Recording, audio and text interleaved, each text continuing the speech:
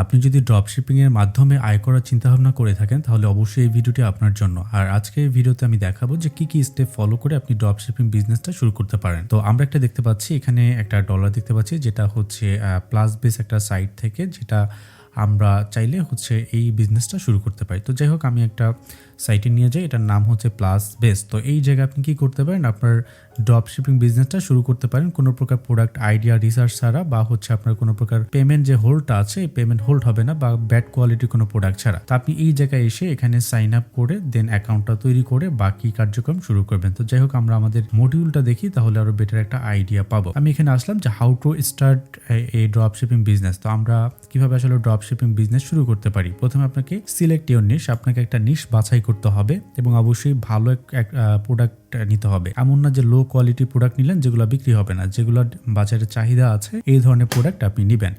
Second হচ্ছে যে create your store. তো আপনাকে যেটা করতে হবে, আপনাকে এক ওয়েবসাইট বানাইতে হবে আর কি। তো কিভাবে বানাবেন, এই যে সাইটটা আছে এই সাইটে আসবেন, আসার পর এখানে ড্র্যাগ অ্যান্ড ড্রপের মাধ্যমে আপনার ইমেলটা এখানে দিবেন। ইমেল দেওয়ার পর এই যে স্টার্টেড এখানে ক্লিক করবেন।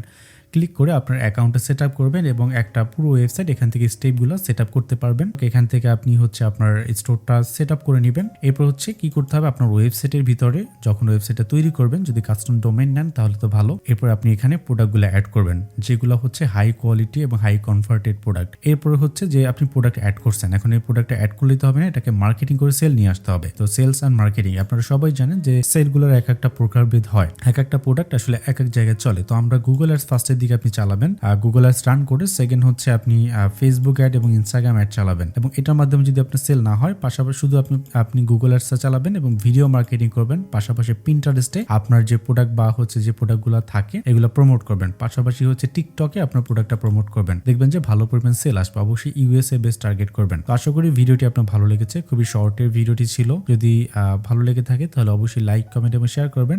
যদি ভালো না লাগে তাহলে অবশ্যই কমেন্টে বলবেন যে কেন ভালো লাগেনি। আজকের মতো এখানে বিদায় নিচ্ছি, দেখা হবে নেক্সট কোনো ভিডিওতে। ভালো থাকবেন, আল্লাহ হাফেজ।